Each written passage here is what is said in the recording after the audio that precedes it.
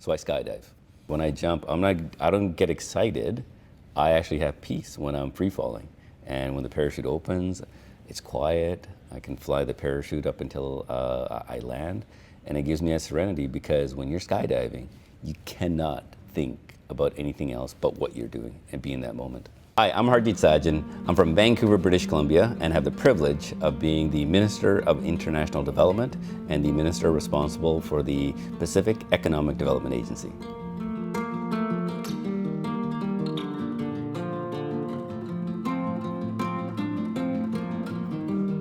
I have a lot of actually really nice memories. You know, we didn't have a lot, but I always felt that we had everything we needed for a happy family. I just remember a lot of happy times being with my grandfather in the fields, looking after the animals, looking after the small farm that we had. We didn't have running water. We didn't have washrooms in the house.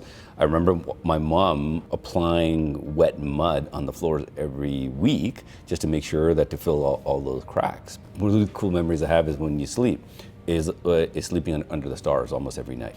First of all, coming to Canada it's hard to describe. It's even greater than winning the lottery. Not many people had the opportunity to do so. Oh my God, we're going, the first time being on an airplane, getting locked in the washroom. I think on our layover in Japan, because we didn't know how to work the knobs, because we never had doorknobs before. We didn't have a lot.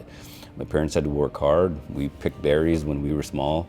Didn't realize how difficult it was for my parents at that time. When it comes to international development, I've seen the tremendous work that they do around the world. I was that kid in a small little village, and my sister. If somebody was to look at, if we were still there, what would they see in us?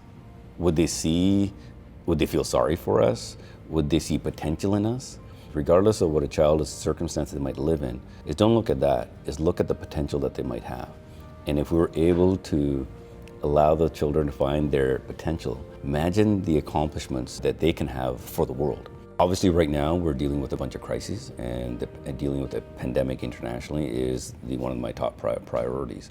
When it comes to how do we have a greater impact on women and girls with the programs that we have, that's going to be extremely important. But we also cannot forget that we are also in a climate crisis, and we have to also put all this into the work that we need to do. So all that is going to continue. Some of the policies that I think that are transformative for women and girls around the world one is education. The second piece that has to go part and parcel is the health aspect that needs to go with it, up right when they're for young girls, because without the health aspect, you're not going to get the education. When we give them the education, it can have a significant impact for the nations down the road. So my grandma passed away when she gave birth to my mom's youngest sister. So my mom, she was 10 years old. My mom had to help raise her brother and sister. When we talk about our health policies and what we're trying to do for women and girls around the world, I imagine what my mom went through, young girls, what they go through. A lot of them pull out of school just out of not being able to look after themselves, or their families pull them out. When you educate a girl, you educate the entire family, because the girls that get the education, they value that. And then they make sure that their children are going to get that education as well. My mom, in terms of, she couldn't read or write, but imagine the potential she had if she was educated. But even without education, I can assure you, my mom had a very strong business sense.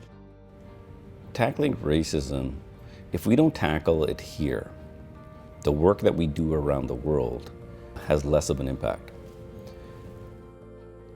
People that we try to help, they're going to look at how we look after our own citizens, how we treat others. If we don't set the example for ourselves, how can we have that greater impact and tell them why it's important to support women and girls education when it comes to inclusivity, our human rights aspect of things.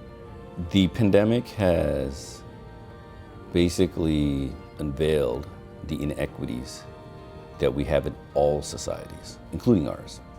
And we need to be mindful of that, and we are.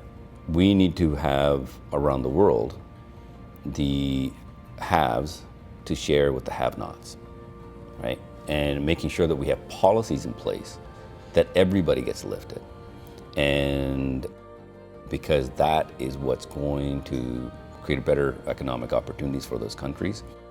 Coffee or tea? Coffee. Pineapple on pizza, yes or no? Yes. Canucks or Senators? Oh, this is Canucks. Did you watch the game last night? Running or biking? Running. Skiing or skating? Skiing. Hot climates or cold climates? Hot climates. Unless you're skiing.